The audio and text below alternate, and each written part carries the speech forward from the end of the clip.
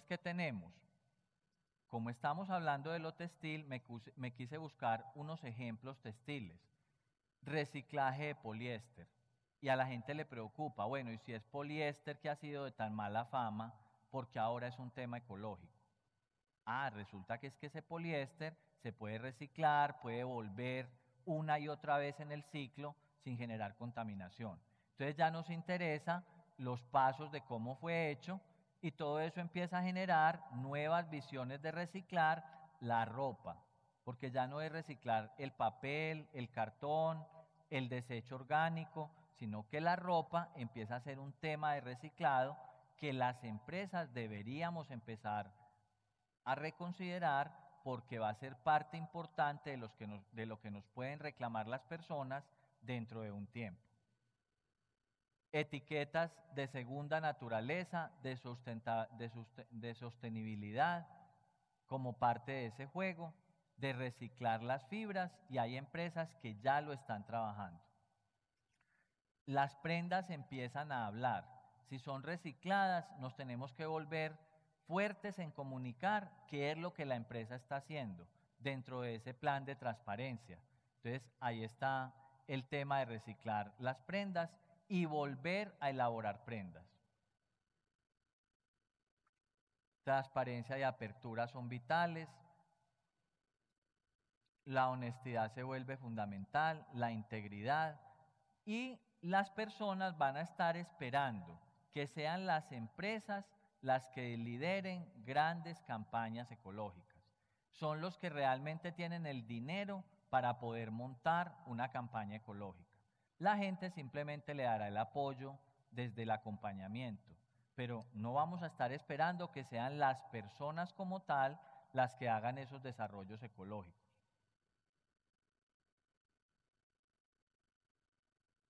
Llegamos al tecnoconsumidor, entonces ahí vamos a tener las dos grandes macrotendencias. Significará que como es ecológico no está conectado. No, todo lo contrario. Es ecológico pero está muy conectado. O hay ecológicos que no están tan conectados, que están a un camino medio. Pero en general, el consumidor en general está conectado. Hecha la salvedad de que hay algunos lugares del mundo donde de pronto la tecnología no los ha tocado, o que en cada ciudad la tecnología nos toca de acuerdo a condición social, laboral, educación, cultura. Entonces también es importante hacer esa salvedad.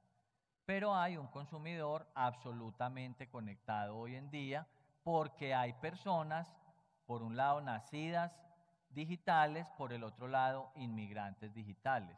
Entonces ahí tenemos esa gran tendencia del consumidor conectado. Resumamos qué es el consumidor conectado. Un consumidor hambriento de tecnología y de conexión, buscador y explorador de la Web 2,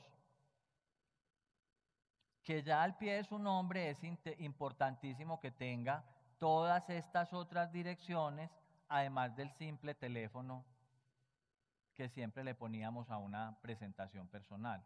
Entonces, este es el realmente conectado. Casi que ahí se puede mirar el nivel de conexión que la persona tiene.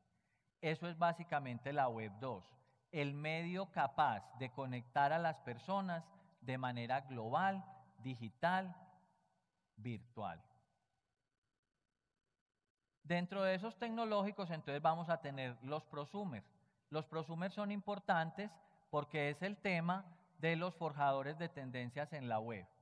Vamos a mirar que ese consumidor nace de la suma de dos palabritas, prosumer más consumer. Entonces, de ahí nace el tema de los prosumer.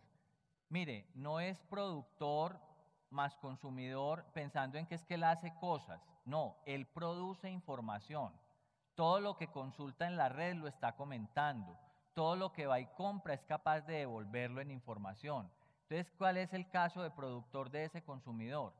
Productor de información. Y hay que tenerle mucho cuidado. Y es el que nos transformó todo el tema de mercadeo, ¿cierto? Se convierten en arte y parte de los productos, es el usuario total de la web. Y miren lo que pasa, co-crea y rediseña. Él no sabe ni cómo se hace el producto, porque ahí es muy bueno retomar cómo ha cambiado todo ese tema tecnológico, la participación. Mírenlo acá. Antes vendíamos, ahora tenemos que conectar con las audiencias. Antes hacíamos grandes campañas, ahora tenemos que hacer pequeños actos que irradien humanidad, que toquen al consumidor final. Antes controlábamos la masa, ahora tenemos que controlar la transparencia. Entonces, ¿eso a qué nos ha llevado? A que esos prosumers le van contando a todo el mundo lo que está pasando, van a un restaurante, les va mal e inmediatamente lo ponen en Facebook, lo tuitean. Entonces, ¿qué va a pasar? Es una comunicación directa que ellos están generando. Están haciendo recuestionar hasta el periodismo, porque es que ya hay una escritura inmediata respecto a eventos culturales y sociales. ¿Qué nos toca hacer? Leer entre líneas o leer lo que él nos está devolviendo. Entonces vuelvo a una frasecita de Tel Levitt ya muy viejita, que es: la gente no quiere brocas de cuarto de pulgada. La gente lo que quiere es agujeros de un cuarto de pulgada. Y este prosumer nos está haciendo tomar conciencia de que eso es lo que las empresas tenemos que hacer. Olvidarnos de la perfección de la producción que hacemos, sin olvidar que lo tenemos que seguir haciendo de muy buena calidad, pero pensando qué es lo que la persona quiere. Porque antes solamente pensábamos, tengo un consumidor de brocas de 3/4 de pulgada, ¿cierto? Lástima que no los puedo mirar a los ojos y decir, ¿sí me entendieron? ¿Quién me quiere preguntar o profundizar un poquito más? Eso es lo duro de esta charla, que yo me llevo yendo ya casi una hora y no sé qué tanto está quedando, ¿cierto? Bueno, el Cool Hunter, tema bien importante, palabra bien famosita en nuestro medio hoy en día. Hay un consumidor Cool Hunter, un consumidor buscador ávido de tendencias, que es el que hace mover la moda. Pero no tiene nada que ver con el cool hunting o la modalidad de investigación de mercados, que requiere un profesional especializado en la casa de tendencias. Hecha esa aclaración, hablemos de ese consumidor cool hunter, simplemente un ávido buscador de estilos en la red, que siempre está a la casa de reemplazar el miedo a lo desconocido por curiosidad. Entonces es el que cambia los estilos, ¿cierto? Es el que hace que la moda vaya más rápido, porque él de verdad está pendiente de cazar estilo, de volverse y reinventarse a través de la innovación de la presentación personal. Busca estilos, busca nuevas identidades, y eso nos ha llevado a que tengamos páginas especializadas, libros especializados del Cool Hunting digital, dirigido a ese consumidor Cool Hunter. El super consumer o consumidor empoderado, entonces es este mismo del que estamos hablando, el consumidor que tiene todas las tecnologías a su disposición.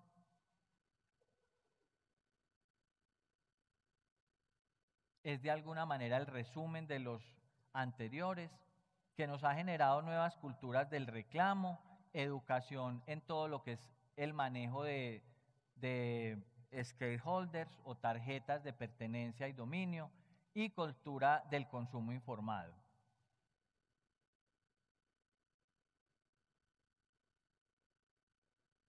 Ahí pues se van saliendo como los resumencitos de lo que este consumidor es.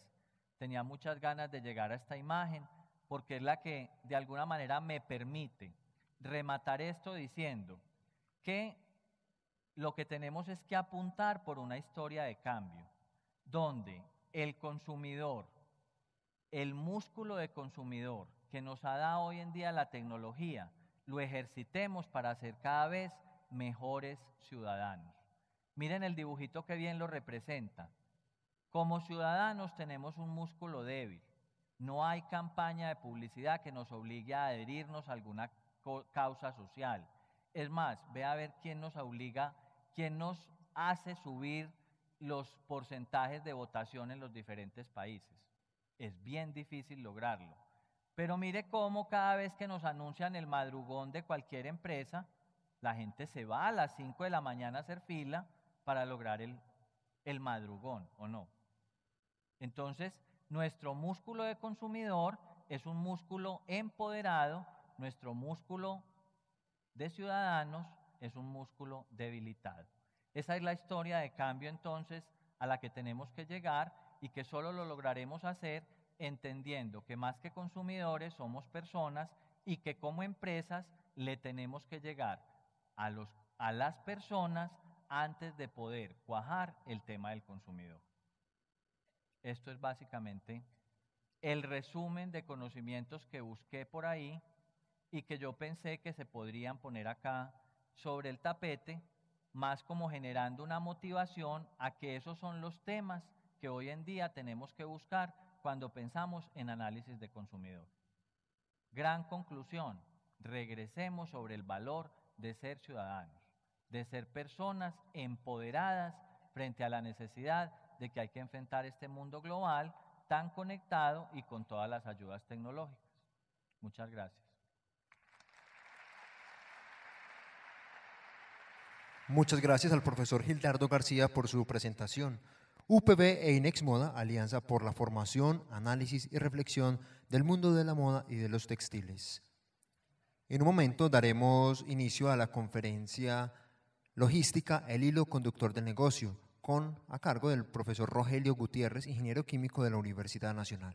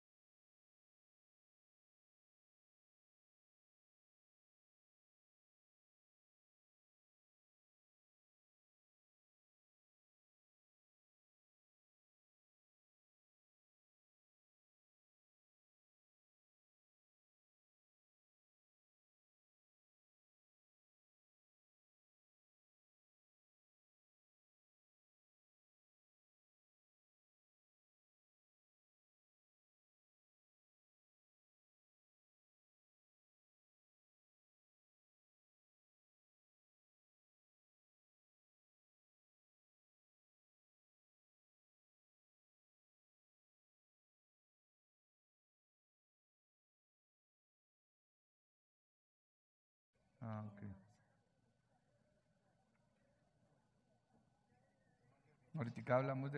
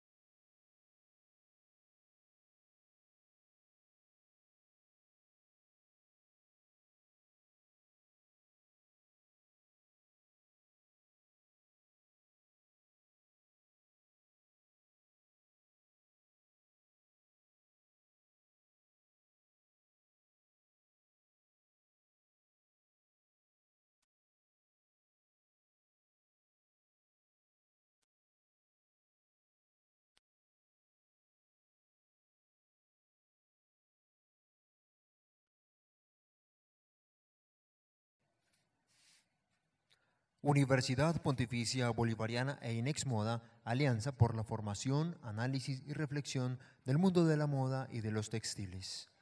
Tú también haces parte de Colombia Tex de las Américas. Síguenos en Twitter en @inexmoda y @uppcolombia con el hashtag ColombiaTex. Les damos la bienvenida a la conferencia Logística, el hilo conductor, valor para la empresa textil. Nos acompaña Rogelio Gutiérrez, quien es doctor en Administración, conferencista internacional en congresos y programas académicos sobre estrategia y logística internacional, entre otros temas. Rogelio tiene la palabra y bienvenido al Pabellón del Conocimiento Inexmoda UPB. Hola. Buenos días.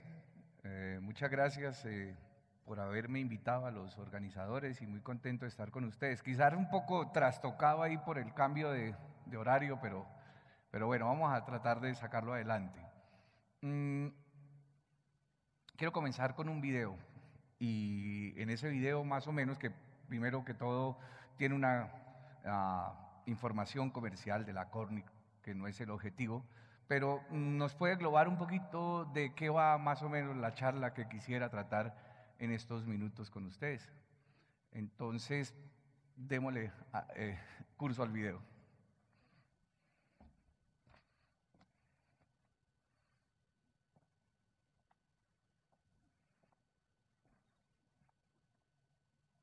Sonido. Sonido.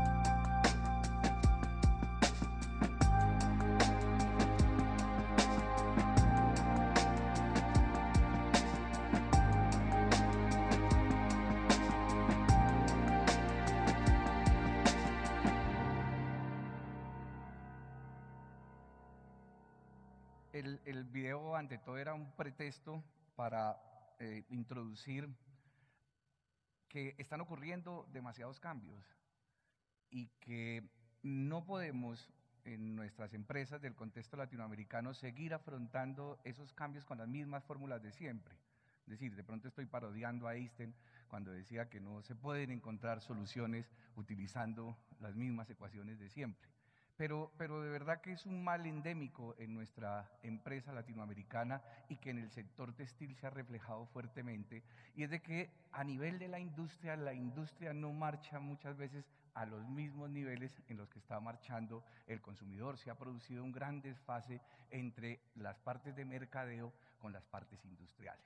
¿Por qué? Porque las partes industriales están fundamentalmente influidas por el pensamiento de los años 50, que es lo que dio después en la posguerra los Estados Unidos triunfante, sacan su industria y despliegan unas técnicas de economía de escala, unas técnicas de tiempos y movimientos, en los principios de la ingeniería industrial, que son los que reinaron durante buen tiempo en la industria y claro, con muchas aplicaciones en la industria textil, pero resulta que esas fórmulas hoy en día son apenas una posibilidad, no son el gran pareto, el gran porcentaje de las posibilidades que tiene o que necesita la industria textil para trabajar los grandes cambios del entorno.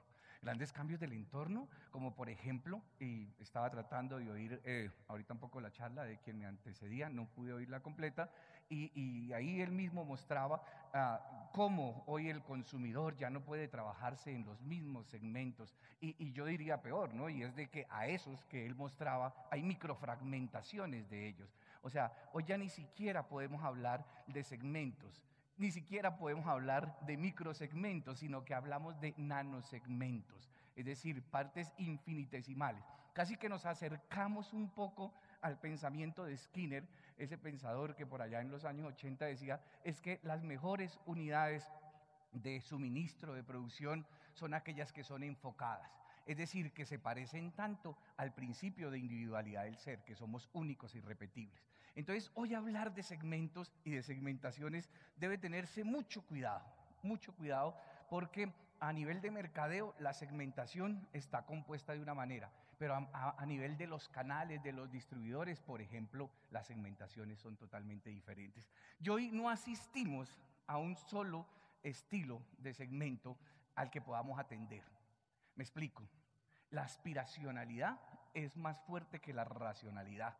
Y entonces hoy podemos tener a un consumidor que se comporta como, por ejemplo, segmentación socioeconómica, como estrato 6 aquí, y se comporta como estrato 1 acá, como decía un amigo. Aquí todos somos en Colombia ante la DIAN estrato 1, pero ante los amigos estrato 6. ¿Cierto? Entonces, a veces estamos comprando para hallar el hueco y pidiendo, y de pronto nos vamos a Andrés Carnes de Res a comprar una botella por 350.000 pesos, y así nos comportamos, somos multisegmentales. Y ese comportamiento general, esa multisegmentalidad, hace que tu enfoque de suministro, de abastecimiento y de satisfacción de las necesidades pues no pueda estar con esas mismas fórmulas de siempre atender economías de escala, de tratar de hacer rendimientos económicos, fundamentalmente. No, el rendimiento económico viene después de la satisfacción de las necesidades del cliente.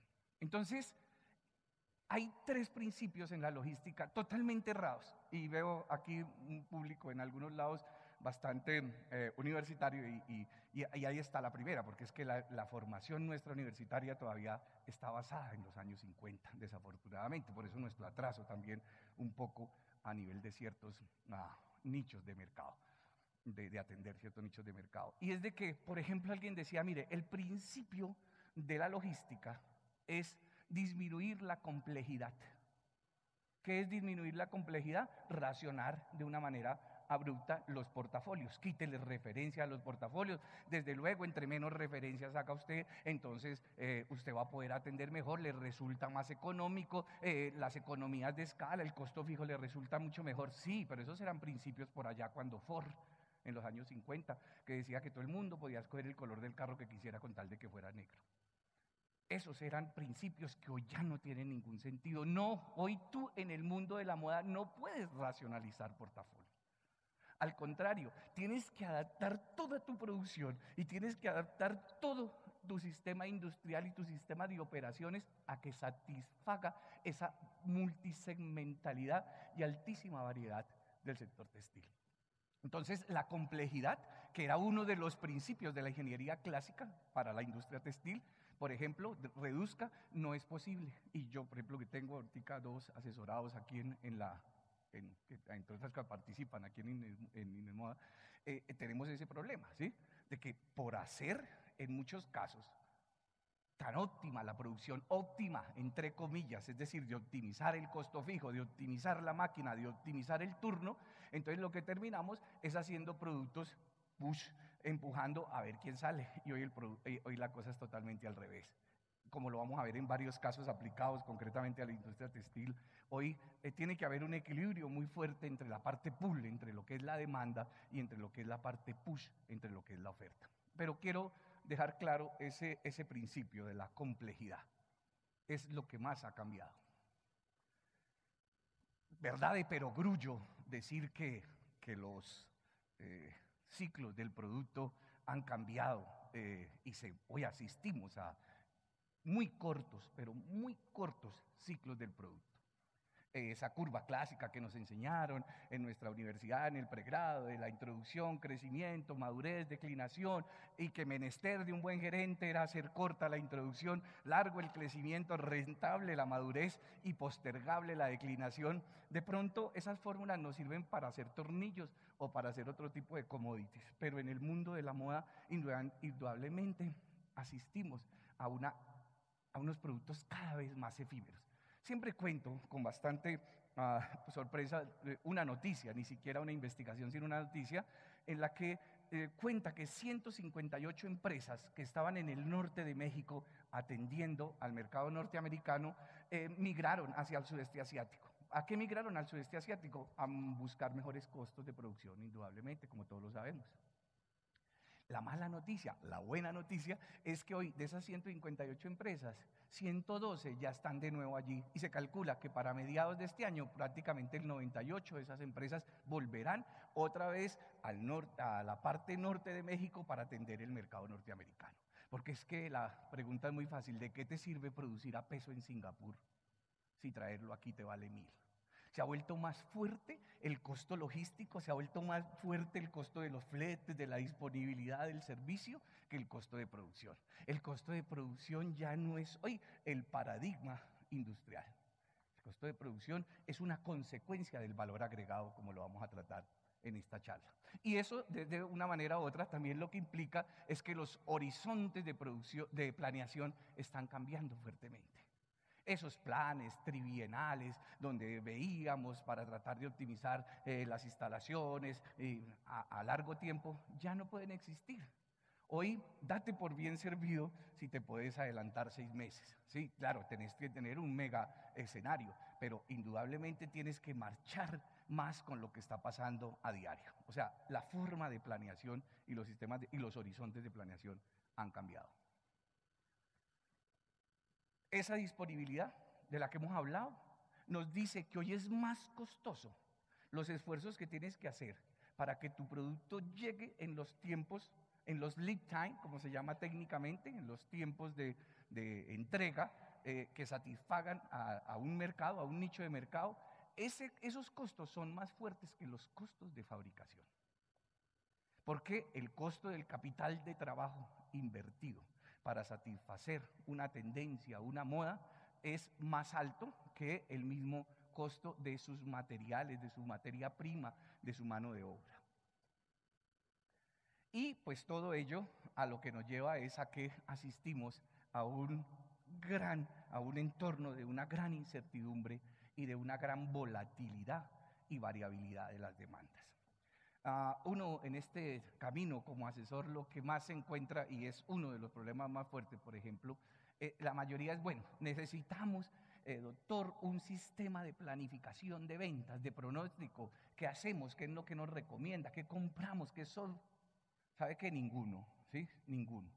Ninguno, o eso cómprelo al final, o eso métase al final, porque el problema de hoy no está en pronosticar.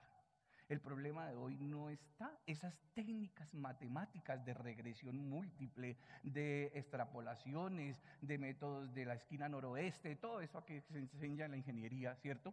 Para pronosticar, eso no sirve para un carajo, ¿sí? O bueno, está bien, no le quitemos la gracia, sirve, pero apenas como un punto de partida.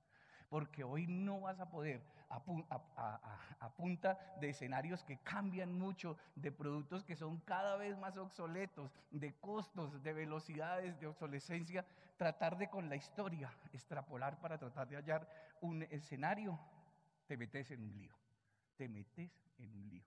Entonces, claro, eso es un punto de partida, la historia siempre va a servir para ver de dónde vengo. Pero ojo, a partir de ahí lo que se tiene que desarrollar es básicamente, y ahí es donde están las partes de la empresa textil, que es lo más complicado, porque la empresa textil tiende a haber un divorcio entre la gente de mercadeo y comerciales con la gente de industriales y de logística, y entonces se vuelven como dos bandos. Que usted no vende un tamal en un derrumbe, no, yo sí vendo, pero usted nunca me entrega y nunca tenemos, y se arman esas famosas luchas intestinas en la empresa, y al final la que siempre termina perdiendo es la empresa y el cliente no está satisfecho. Entonces toda la empresa tiene que virarse es más hacia la lectura de lo que está pasando y menos hacia la historia. Yo creo que ahí es donde radica fundamentalmente el problema. Y es lo que más o menos uno le dice a la gente con la que trabaja. El retrovisor es importantísimo, pero el retrovisor es apenas una parte. Tenés que andar mirando más el panorámico y no tanto el retrovisor. Porque hoy el problema no es que se interrumpa el suministro, hoy el problema es cómo sincronizas esos que estás comprando allá a la entrada, esas materias primas, cómo están programando las máquinas y estás haciendo todo eso, cómo lo sincronizas con los cambios de los consumidores, y como lo vamos a ver ahora cuando veamos rápidamente el caso Zara, ¿sí? Cuando estamos sacando colecciones cada 15 días, ¿sí? Ese es el problema. Ese es el problema. Entonces, en conclusión de esa introducción que a mí me parece básica, porque, y esto lo hablamos inclusive con los organizadores, el problema grave es que en Colombia y en Latinoamérica la logística está muy primaria, todavía se habla de logística y me imagino, no sé si es por el cambio de horario, pero me imagino que no está tan lleno este escenario, eso debe ser bultos, camiones, yo no sé qué, sí, fletes, y no, esa es la parte más primaria, eso es como decir que mercadeo es el arte de tomar pedidos. La logística fundamentalmente lo que trabaja es sobre agregar valor, agregación de valor para el cliente, no sobre optimización del costo. La optimización del costo es un proceso posterior a la agregación de valor al cliente. Y entonces, claro, en los 50, cuando hablábamos de mercados sobredemandados, ¿qué era lo que había que hacer? Orientarse al costo, tratar de optimizar el costo fijo. Y entonces todas esas técnicas de la ingeniería clásica sirvieron aquí mucho. Ahorrar, disminuir costos, ¿sí?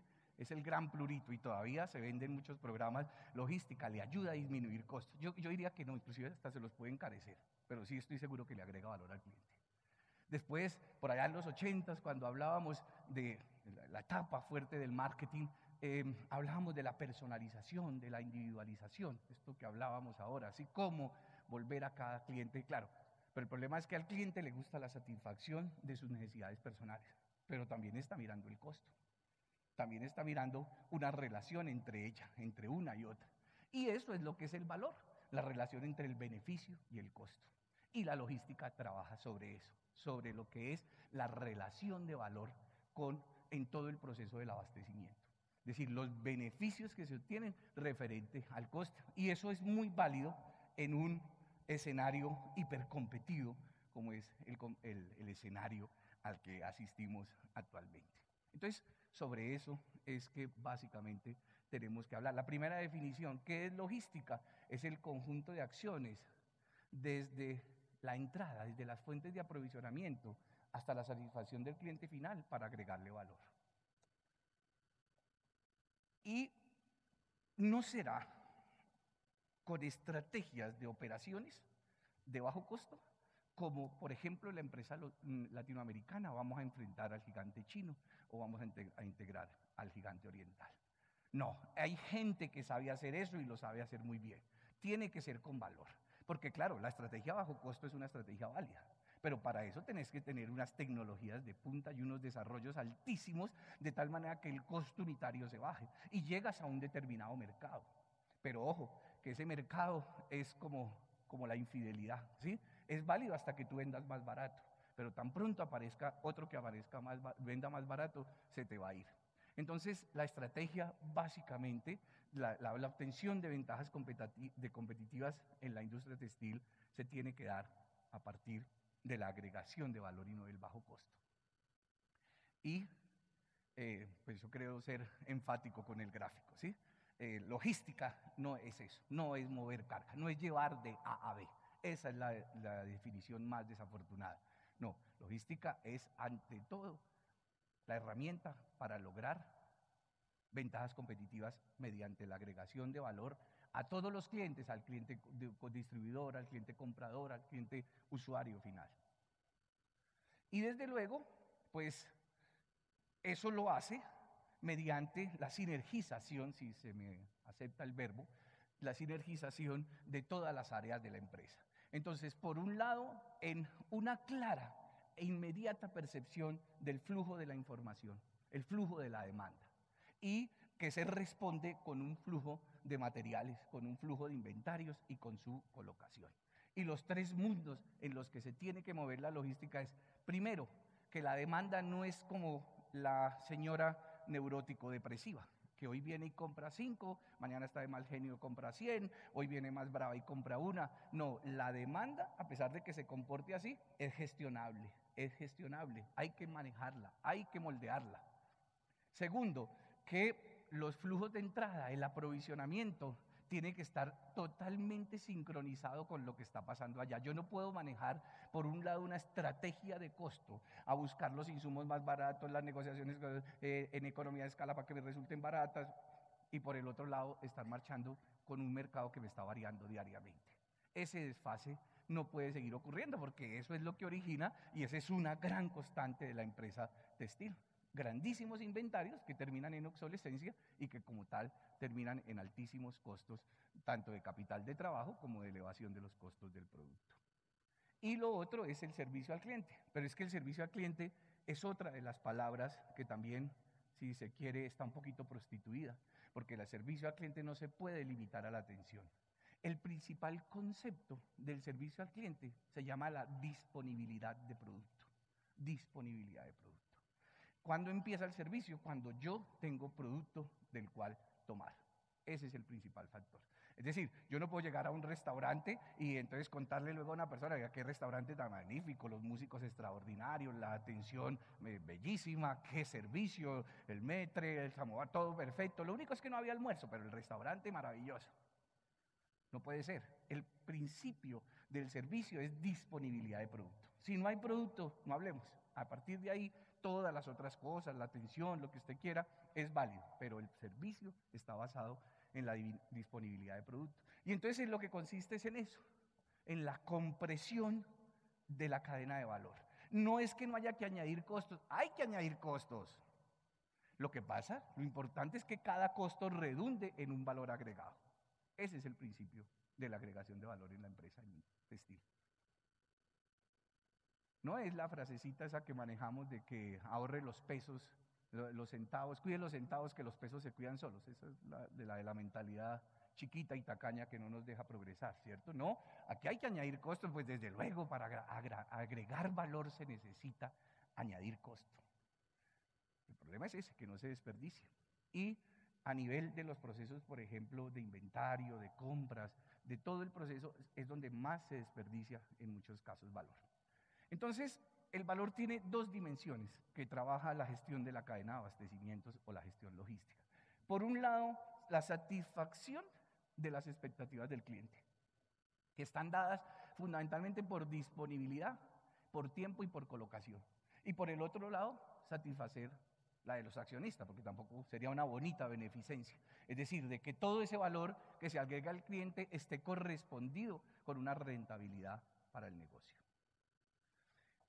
Se agrega valor a los clientes en términos de, primero, disponibilidad, que haya producto, al no ser de que yo trabaje estrategias diferentes. Que haya disposición. ¿Qué es disposición? ¿Qué llamamos técnicamente disposición en logística? La manera de encontrar el producto. Me explico.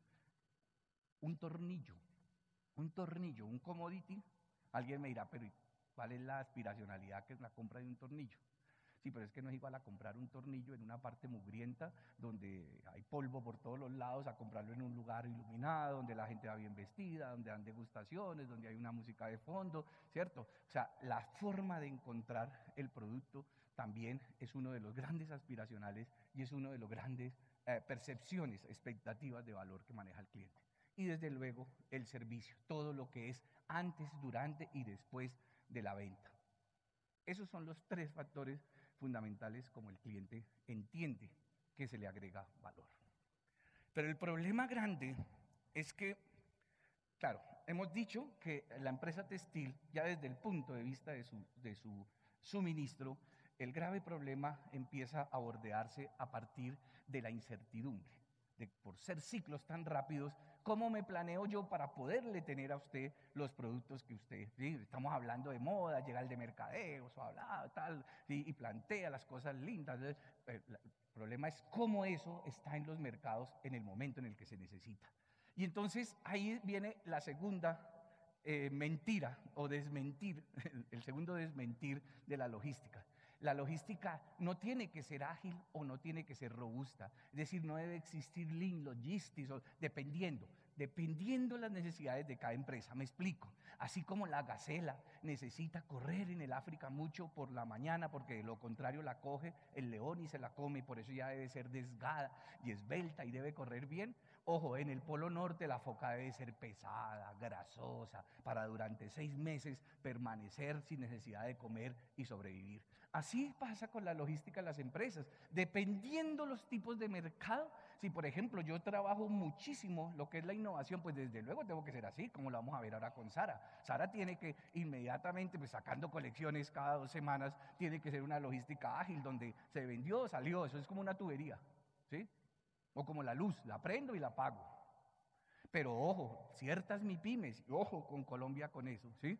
Con ciertas MIPYMES, por ejemplo, no. Habrá otro tipo de industria que al contrario tienen que manejar colecciones y tienen que manejar colecciones primavera, verano, otoño, invierno, y entonces ahí se necesitan unos apalancamientos financieros y entonces hay que mantener inventarios, hay que hacer, o sea, pero ¿cuál es mejor? Ninguna. La que el entorno en donde estás metido esté precisando.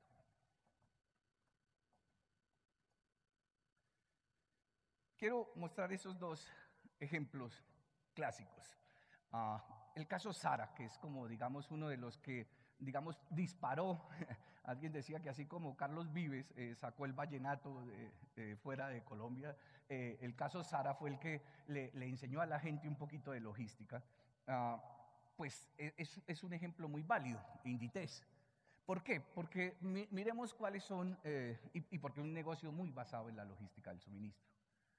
Hablamos de más de 11.000 referencias al año. Hágame el favor. 11.000 referencias al año. Yo creo que el gallego se moriría al oír una charla de nosotros adentro. No, pero quitemos muchas referencias, que manejamos tantos colores. No, claro, 11.000 colecciones al año. Para estar sacando cada 15 días una nueva colección de todos los tipos de prendas, tanto masculinas como femeninas, tú necesitas manejar altísima complejidad. Y eso hace Sara. ¿En qué se basa Sara para poder garantizarle al cliente que lo que él está necesitando o lo que él va a comprar verdaderamente lo va a tener? Bueno, hay 3 principios. La minimización del lead time, del tiempo de entrega. Entonces, por ejemplo, Sara entrega en avión. ¿En avión? Sí, perfectamente. El margen da para eso, ¿sí? Y la estructura del negocio. Segundo, maneja desmarketing o marketing de la escasez. Ustedes lo han visto, Sara exhibe 1 o 2 prendas. Sara no le hace pensar a usted como el sueño americano que hay de todo, así no lo pueda comprar. No, allá hay 1 prenda, 2 prendas, porque si no la compra ahorita, mañana ya no está. Claro, en la trastienda hay, ¿sí? En la trastienda hay, pero usted está convencido de que no la puede encontrar y le puede pasar además. Segundo, ellos no están pretendiendo adivinar con anticipación la moda, ¿sí? Ellos están pretendiendo proponer la moda basada en las tendencias.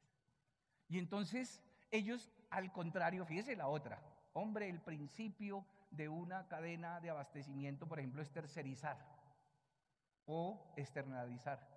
Ellos dicen, no, nosotros no externalizamos, porque es que para yo ser tan rápido, yo necesito tener todo, y ellos se han integrado vertical. Claro, tercerizan ciertas cosas, como el cocido y este tipo de cosas, pero ellos son los que manejan los hilos y luego los llevan inmediatamente. Son túneles, el que ha ido a Galicia y ha visto la planta de Inditex, túneles por todos lados donde se mueven los insumos para sacar la colección, inmediatamente se va al avión, inmediatamente llega a la microdistribución de última milla. Es una cadena integrada.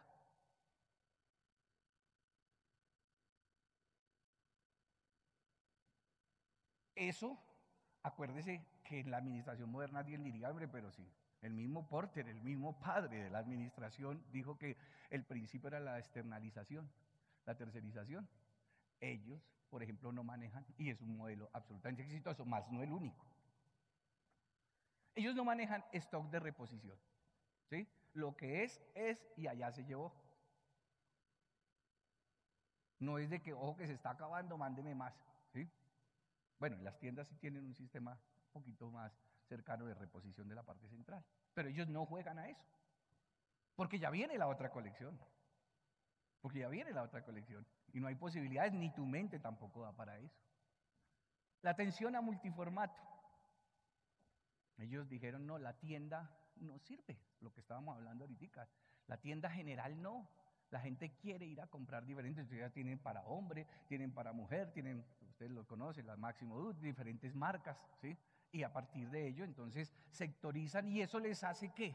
Tener visibilidad del cliente. Cuando yo manejo aquí esto, este es tal vez el escenario más desafortunado para personalizar. Yo no sé si el que está allá estará diciendo que este tipo de que está hablando, yo creí que el tipo iba a hablar de fletes y este de aquí estará, sí, pero si yo tengo aquí a la gente cercana, sé inmediatamente qué le está comentando, qué le está diciendo, y entonces hacia allá me viro y veo que usted está disgustado, veo que usted está riendo, ¿cierto? Pues eso es lo que hacen ellos. Entonces ellos hacen el multiformato precisamente para tener la conexión directa con su cliente y eso redundarlo aguas arriba en toda la cadena. Y su producción, sus sistemas de producción son adaptables. O sea, tomando esa palabra de Skinner, ellos dicen, a ver qué se viene, a ver qué se viene. Entonces sus máquinas, sus operaciones, sus operarios tienen esas características, ¿sí? No son el principio de Taylor, de la economía de escala, es la especialización, la producción en serie, el hacer cosas seguidas para que resulte más producto, no. ¿Sí? Hay que hacer esto y entonces esa adaptación de la industria es lo que les hace que puedan atender a eso. Trabajan el transporte aéreo, por eso les decía, a nivel internacional y a nivel nacional, hablando de Europa, pues trabaja el transporte carretero. Miremos el caso de la famosa sueca H&M, que también pues están, o sea, Benetton hoy en día, después de su viraje, Gap, H&M e Inditex son más o menos como el paradigma de las empresas textiles y que todas tienen en común algo, y es que se alejaron de las estrategias de bajo costo. Para ellos el objetivo no es entregar el producto más barato, ¿sí? Para eso están los chinos. Y a ellos pelean con los chinos, desde luego, hay competencias fuertes. No solamente con los chinos, pues porque hay chinos también que no son de bajo costo. Pero su estrategia de ellos no es vender la prenda más barata, ese no es el objetivo. O Colombia, o Medellín, que a veces en eso, ¿no? Entonces, no, lo que necesita la gente es prendas baratas, lo que la gente carreta, la gente no necesita prendas baratas. Si no les das más, nada, ¿sí? Si no tenés más, dame el vaso de agua, pues, ¿sí? Entonces, H&M maneja, al contrario, maneja temporadas y maneja colecciones. Entonces, ellos se aprovisionan, hacen un planteamiento a un largo plazo, llamémoslo así, pero es más mediano plazo, hacen sus inventarios, sus sistemas de reposición y optimizan, ¿sí? El costo. Claro, de todas maneras, hay alta conectividad entre las empresas productoras y las empresas receptoras. Y estos sí son todo lo contrario. Estos producen todo en Oriente, en el lejano Oriente.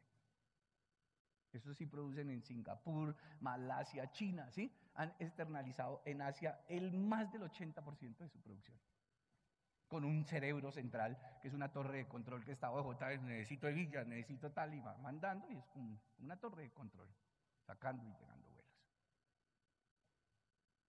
Ellos optimizan los lotes de producción, ¿sí? Trabajan por el concepto de lote económico, cuáles son los mejores lotes, y luego miran a ver cómo se hacen reposiciones. Claro, para eso ¿qué toca entonces? Para poder yo vender de esa forma, ¿qué me toca de cara a la demanda? Mucho marketing y entonces mucha publicidad. Entonces ustedes comparan más o menos, está calculado que en publicidad Sara invierte una quinta parte de lo que, menos de la quinta parte de lo que invierte H&M. ¿Dónde tiene Sara sus estrategias de merchandising y de marketing? En la tienda. Y ustedes no van viendo mucha publicidad. H&M sí, H&M le da a las revistas especializadas, a los medios de difusión. Maneja altos stocks en la cadena, es claro. Para usted poder tener un suministro, usted tiene que tener estaciones. Claro, ¿qué pasa? En cada una de estaciones el capital de trabajo es más elevado. Ellos indudablemente trabajan pronosticación, ¿sí? Bueno, digamos que pronosticar no, pero si haya algún adelantamiento. Y tienen preparado para ir mandando, ¿sí? En la medida en la que van pidiendo. Pero ellos trabajan más lo que llamamos nosotros el sistema pool o contrainventarios. Haga y va mandando, haga y va mandando. Aquí no, aquí les digo que es como la luz. Se mueve el interruptor, se apagó. Apaga, prende, así de sencillo. No hay reservorios. Y manejan otro tipo de cosas que en el público europeo, y que es otra de las cosas que se me olvidó mencionar al principio, que es una de las grandes megatendencias, y es la parte ambiental, la parte ecológica. Hoy en día la huella de carbono, que es la trazabilidad de todo el CO2 que se emite al ambiente desde el proceso de la obtención de la materia prima hasta la colocación en el cliente, es uno de los imperativos. Para nosotros todavía sigue siendo como un tema play, como un tema ahí muy verde, muy chévere, pues, pero que no tiene connotación. Pero en Europa indudablemente todos sabemos, y el mercado europeo ya se ha virado mucho a los productos de tipo ecológico. Entonces ellos manejan también como una gran agregación de valor de su marca el hecho de que ellos utilizan ecotransporte. Inclusive ellos lo dicen así: no nos interesa el más rápido, nos interesa el menos contaminante, ¿sí? Y entonces mueven por barco cuando pueden, ¿sí? Para poder precisamente disminuir, y por tren, ¿sí? Por barco y por tren lo hacen en Europa. ¿Qué quiero con esto mostrar? El ejemplo de la gacela y el ejemplo de la foca, ¿sí? No hay una sola estrategia, es dependiendo. Y entre la gacela y la foca está el chimpancé y está el león, bueno, hay toda una jungla, ¿sí? Entonces no existe una sola estrategia logística. La única que sí uno podría decir que es cierta es aquella que se adapta a las necesidades.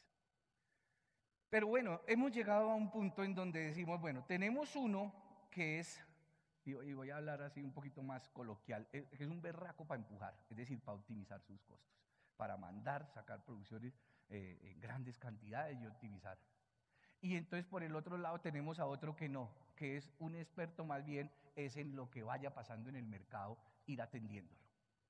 Existe, y es lo que llamamos el post-postman, una estrategia logística que se llama la personalización masiva, que como su nombre lo indica, lo que trata es de juntar por un lado las ventajas de la escala, del ahorro de costos, de la optimización, y por el otro lado las ventajas de trabajar directamente con la información del mercado.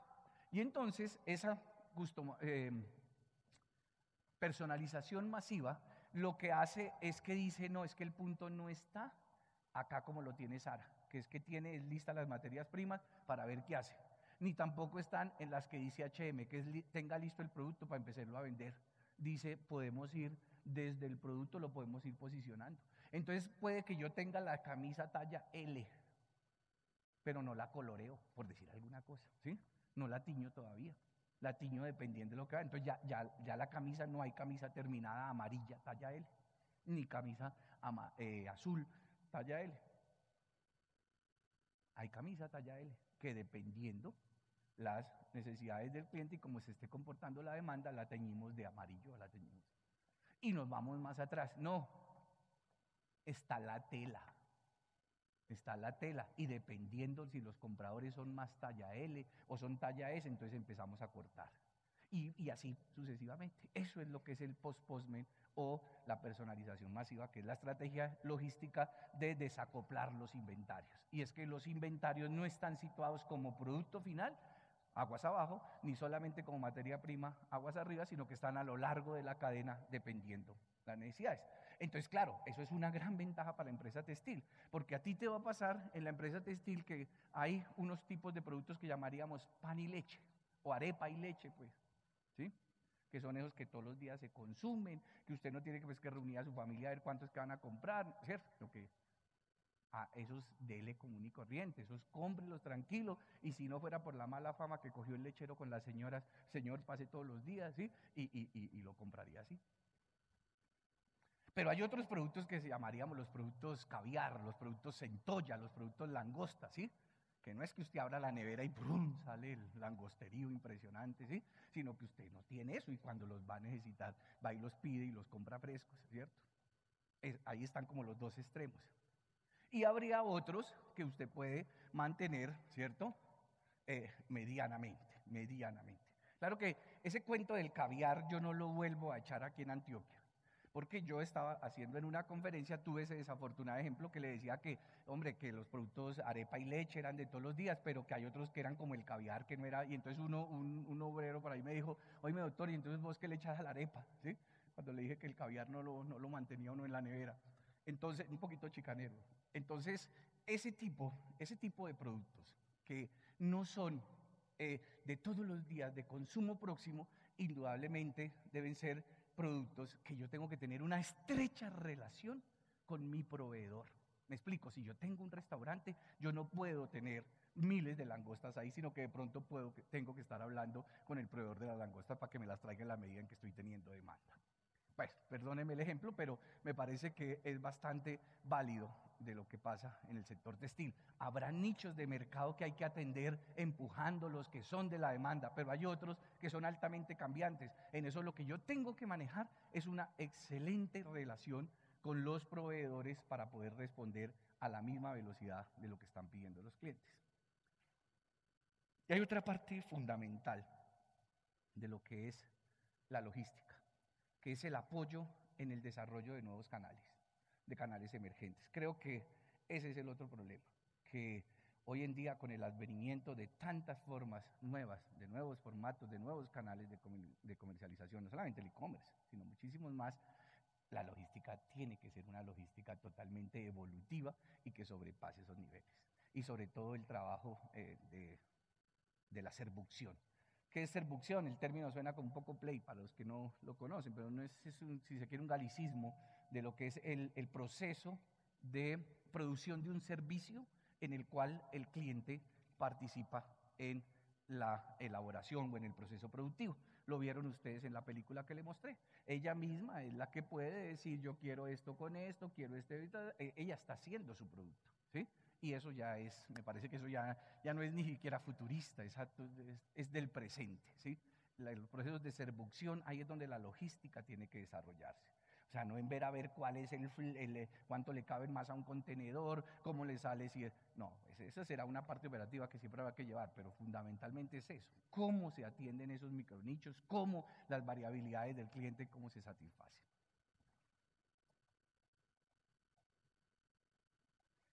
Pero, y yo creo que aquí se resume desde el punto de vista empresarial, que es el objetivo básicamente de mi charla, que es una charla fundamentalmente basada en estrategia empresarial.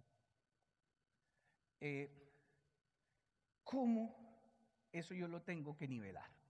Todos sabemos que el valor económico agregado es la relación entre los retornos, entre el ROI, entre el retorno que estoy obteniendo de ese capital y entre los costos promedios, o sea, lo que a mí me cuesta, lo que a mí me vale, los esfuerzos que tengo que hacer. En el fondo esa es la relación de valor hablado financieramente. ¿Cuánto estoy poniendo y cuánto me toca esforzarme para ganar mes? ¿Sí? ¿Qué es mejor, 10 o 100? Depende del esfuerzo que tenga que hacer. Entonces está reflejado, por un lado, el retorno en los ingresos y desde luego en la disminución de los costos, en que los egresos sean mucho menores para que esa torta sea mayor. Pero por el otro lado está el rendimiento de los activos. Y el grave problema Y esto, a mí nunca me gusta utilizar los títulos para legitimar cosas, porque me parece que ante todo son charlas, pero sí me quiero apoyar un poco en los errores que se han cometido en la vivencia para decir que ese es el grave problema de nuestras empresas textiles, aquí, en el rendimiento de los activos. La altísima cantidad de capital de trabajo y de capital circulante y lo que manejan la cartera, todo este tipo de cosas. Veámoslo un poco más, porque ahí es donde me parece que está el quick de la industria textil. Y por eso la gran mortalidad. ¿Por qué? Ojo, y ahorita lo estaba hablando con la señora de Prodesport, porque decimos tantas empresas nuevas tenemos en el sector textil.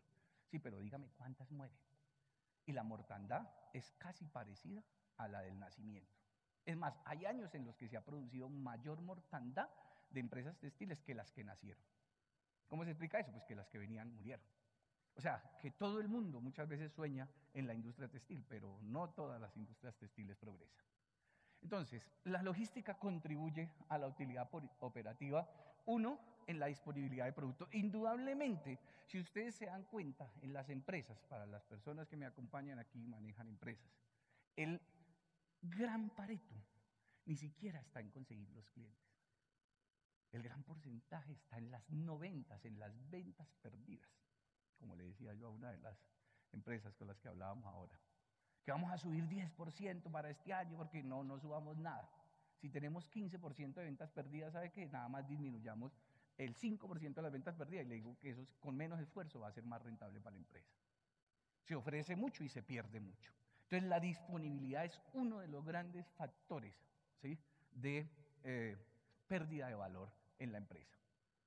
Los no ingresos, con un gran agravante. Dice que cuando usted pierde una venta, usted no solamente está perdiendo la venta, de pronto está perdiendo el cliente. Y el cliente se maneja boca a boca, voz a oído, y ese está perdiendo. O sea, el perder una venta, la no disponibilidad, puede ser a veces mucho más grave que no encontrar un nuevo cliente. Y por el otro lado, el costo de servir. Claro, como manejamos estrategias genéricas, entonces le ponemos precios generales a todo, ponemos unas políticas generales para todos nuestros clientes y eso no puede ser. Aquí hay que microsegmentar. No es igual atender a un cliente que tiene altísimas necesidades de cartera, de capital de trabajo, de las entregas, que a otro cliente que es más fluido. Las políticas de servicios deben ser diferentes de uno para el otro. Sin embargo, nosotros trabajamos con el viejo cuento del promedio, que es basado también en la ingeniería antigua. Y ese está en otro de los famosos chistes flojos, que ya me voy a hacer decano aquí, y ese es el promedio, el pollo, el cuento del pollo, ¿no? De que tú te comes un pollo, yo no me como ninguno, pero en promedio nos comimos medio pollo, ¿sí? Y entonces así pasa. Hay unos clientes a los que se les está atendiendo con demasiadas inversión, y hay otros al contrario que tienen mayores necesidades y no están siendo suficientemente bien atendidos o bien servidos. Por el otro lado, los activos fijos. ¿Cuáles son los activos fijos que realmente yo debo manejar? ¿Sí? Yo debo manejar en mi empresa para poder servir a mis canales y servir a mis clientes. Pues mire, ahí vimos a Sara y a Inditex, ¿sí? Ellos dicen, no, yo tengo muchos, ¿sí? Y ahí vimos a H&M, dice, ninguno, todos son externos. El problema es ese, ¿sí? ¿Cuál es el equilibrio que normalmente en nuestras empresas debemos manejar? Pero lo que sí es cierto, y esto sí es una realidad de los estudios que hemos hecho para Colombia, es que uno de los grandes problemas del empresario colombiano, y que se refleja desde luego a nivel textil, es que tiende a integrarse vertical demasiado rápido.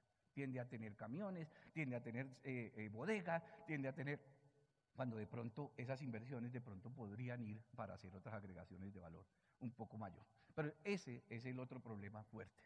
Pero el fundamental es eso, lo que denominamos el capital de trabajo o el capital circulante, que es la relación entre los inventarios que tengo más la cartera que manejo menos la cuenta de proveedores, ¿cierto? El exigible pasivo restándole a los activos líquidos o activos circulantes. Y esa es otra de las preguntas en este caso con las MIPYMES.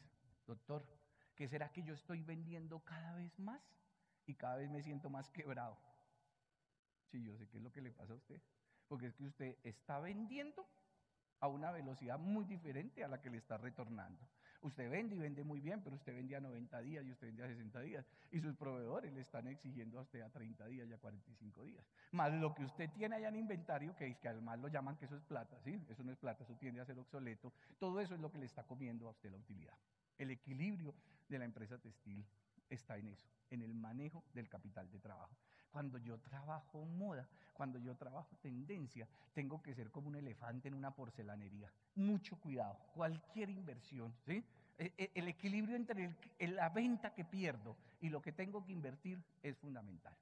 Bueno, pues eso más o menos sería la manera de demostrar la sustentabilidad de la logística.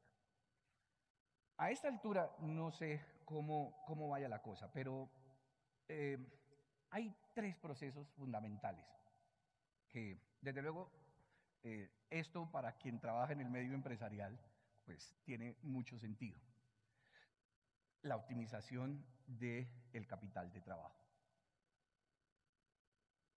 Hay tres procesos que son claves para eso y que son los procesos básicos de la gestión de la cadena de abastecimiento. Primero, integración. ¿Qué es integración? Eso que estábamos hablando. ¿Cómo junto yo la entrada con la salida y lo sincronizo aquí en la operación? Es más o menos el paradigma del tanque. ¿Cómo hago yo que la entrada del agua al tanque y la salida del agua al tanque sean sincronizadas para que quien necesite tomar agua o lavarse las manos la tenga a disposición y no se derrame tampoco el agua del tanque? El problema es que el paradigma del tanque dice que hay gente que cree que manejando inventarios es que se maneja la demanda. No, manejando inventarios no se maneja la demanda. Se manejan los flujos, ¿sí? Y por eso había un hombre que fue el que trabajó la teoría de las restricciones, que es Goldar, que él decía, usted no se preocupe tanto por su capacidad, usted preocúpese por sincronizar los flujos. Usted siempre vive pensando a ver qué máquina compro, qué cómo es, la productividad. No, mire, eso no es lo importante es que la velocidad de lo que vaya saliendo aquí sea la misma velocidad de lo que vaya entrando. Ese es el primer proceso. Y entonces en las empresas, si ustedes se van a dar cuenta, en muchas empresas, la gente de compras tiene unos objetivos totalmente diferentes a la gente de comercial. Entonces, mientras el de compras tiene por allá alguien que le está diciendo, mire, usted ponga atención, usted lo que tiene es que disminuir el costo aquí, eso, compre más barato, que eso es lo que nos interesa y eso es lo que va a bajar. Mientras que el de ventas está por allá diciéndole a los clientes que escoja, haga composiciones, nosotros le hacemos lo suyo a su medida, tenemos la solución, ¿sí? Entonces, mientras el uno está en un mundo de servicio, el otro está en un mundo de costo. ¿Qué pasa ahí? Choque, pues desde luego, ¿sí? Mientras uno está queriendo jugar a correr mucho, el otro está jugando a no cansarse. Y esas son dos cosas diferentes. Ese es el primer proceso, integración. Pero el problema es de que yo sí puedo manejar eso internamente, está bien. Pero para eso necesito otros socios que van más allá de los de mi misma empresa. Y es los proveedores. Si los proveedores no están sintonizados, no están sincronizados con las necesidades mías, no estoy haciendo absolutamente nada. Y si los canales de distribución no están también sincronizados con esas necesidades del mercado, no estoy haciendo nada. Y ese es el otro fenómeno. Entonces usted encuentra aquí proveedores, encuentra textiles y encuentra por el otro lado distribuidores. ¿Cuál es el grado de integración? Ninguno, porque cada uno es viendo a ver cómo tumba al otro, cómo le saca el mayor margen, no hay acuerdos cooperativos, la información no fluye y entonces desde luego por más de que usted integralmente en su empresa haga eso a nivel interno, si a usted no tiene sincronización con la parte del entorno, con los proveedores y los distribuidores, no existe absolutamente nada. Es lo que llamamos el proceso colaborativo.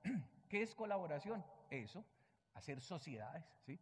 Hay una cosa que no mencioné que es muy importante de Sara, y es de que Sara sí trabaja muchísimo eso, la clusterización. Porque ojo que yo en la presentación soy catedrático de los Andes, de los posgrados, y una de las cosas que más le llama la atención a nivel universitario, pues de los posgrados, es que la gente se especializa mucho en casos. Ya estoy aburrido personalmente yo de tanto caso exitoso, sí prefiero el caso desastroso, porque para mí los casos a veces ya se han vuelto como los chorizos, que son muy buenos y uno no sabe cómo los hace, ¿sí? Entonces los casos es una maravilla. Entonces, sí, pero se estudia mucho caso, pero no se aprende las cosas esenciales. Por ejemplo, una de las cosas que hay que mirar de Sara en Galicia es, por ejemplo, el altísimo grado de clusterización de microproveedores que hay alrededor, de asociatividad que hay alrededor de lo que es la industria textil.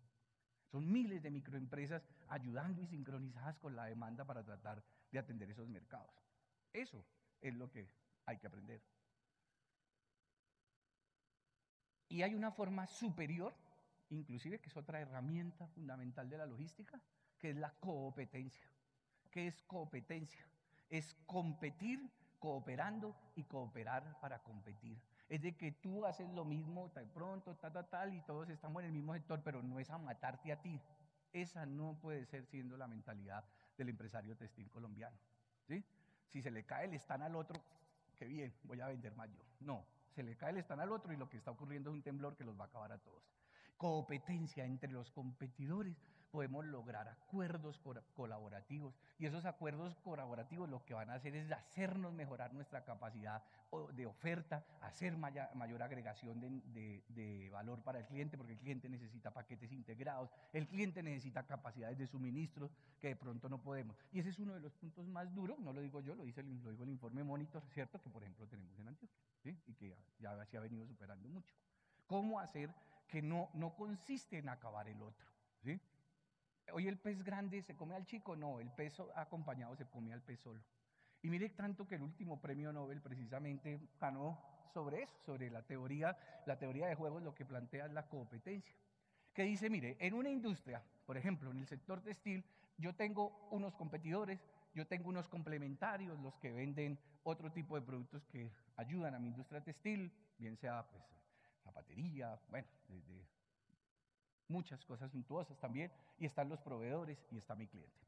Cuando el cliente valora más a mi competidor, sí, indudablemente, si lo valora en todo, yo tengo un problema, como decía Michael Porter, y es, o yo no soy óptimo en costos, o yo no me diferencio, o yo no me focalizo. No tengo ninguna cualidad,